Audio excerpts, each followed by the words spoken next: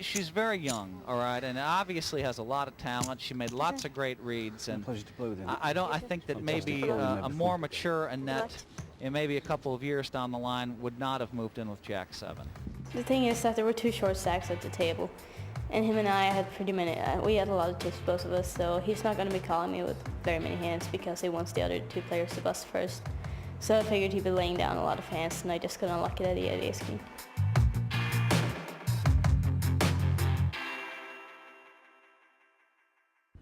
Welcome back.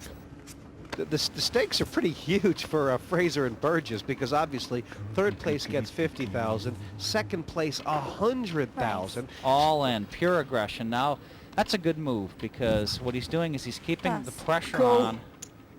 Cool. Fraser must have him. Fraser has to have 9-10 beat. We haven't seen his hand yet. No, and this is Fraser saying, hey, don't tell me about second place. If I think I've got the best of it, I'm going to take a chance to win it, right? Well, we haven't seen his hand yet. Well, it has to be 9-10. Queen King. Okay, so he kind of had an easy call there with the Queen King, and but it's still gutsy, isn't it? Here's the deal. I'm going to tell you something that's obvious to me.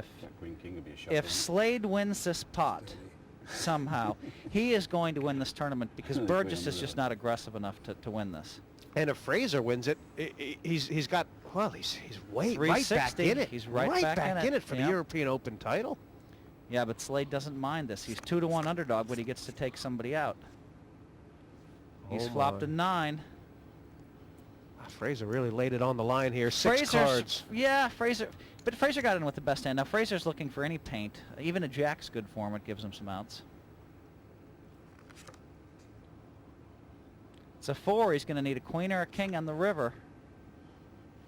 Slade knows this is it. This is it. Slade knows this is it. I mean, he knows if he wins this spot, he's got the title. I mean, he has to dodge 1 card. Queen of spades, baby. That's the one. He's good at calling them. Oh, and it was a paint, but the wrong paint. And Ian Fraser out in third. He showed there, Phil. He showed a heart to win, didn't he? Here's the difference between the other day for Slade. Before he was folding a lot of hands, and now he just kind of tried to seize the moment. He said, I'm going to have a little the worst of it if somebody calls me. Nobody called him, and now he basically has the tournament in hand. And that last hand, Fraser drawn his line in the sand, Phil, the line between I don't want to go for second, I want to make sure I still can go for the win. Got his money in a great spot. And oh yeah, he had to call. I mean, Ian Fraser's a player. I wasn't really thinking when we was 3-handed we had a good chance, but because Nick played a real good game. I mean, I know he's put me off a couple of hands there. He's played a solid game, and he just had too many chips. But I still fancied getting heads up, and I might have had a go with him. You know, anything can happen when you're heads up, and I just kept hanging in there. King Queen at the end. I have to get it in, and I know I'm going to be in front, and I know he's going to suck out on me, so but that's how it goes. I'm obviously gutted, but I'll give myself every chance, and that's it. Well, I don't know. Is this a coronation, Phil, or is there something left in this? Look at the mountain in front of Nick Slade. 2 players left in the European Open 4, and 1.3 plus million out of 1.4 in play. He has played an edgy game tonight. He has. Somebody show me a pie chart.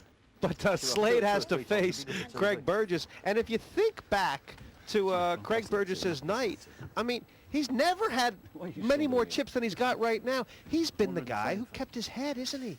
He really has. I mean, Fraser, you know, got involved in a pot with Annette. Annette got involved in a pot with Slade.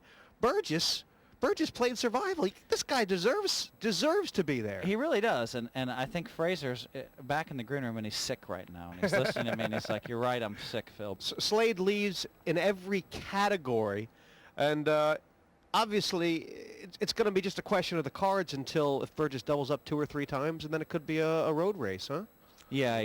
I mean, it's it looks over, but again, I really think that. What happened the other day is serving Nick Slade well. You know, the fact that in the semifinals he kind of blew it. Now, you know, he was telling me, yeah, I should have called with the 8 deuce. And he should have. First hand all in, first hand called, Queen versus we don't know, but Slade's got less. There's a 5-7 for Slade with a chance to win, though. I'll tell you what, yeah, 5-7 42%. Yeah, and yeah, 42%. I mean, he just said, "Look, I'm going to call because this is my first chance to win the whole tournament. And yeah, I have the worst hand, but let me take a shot." Will he be the European Open 4 champion? 5-7. And that looks good. That looks pretty good for the Queen 4. So, you know, a 9 finishes it, a Queen finishes it, an Ace finishes it.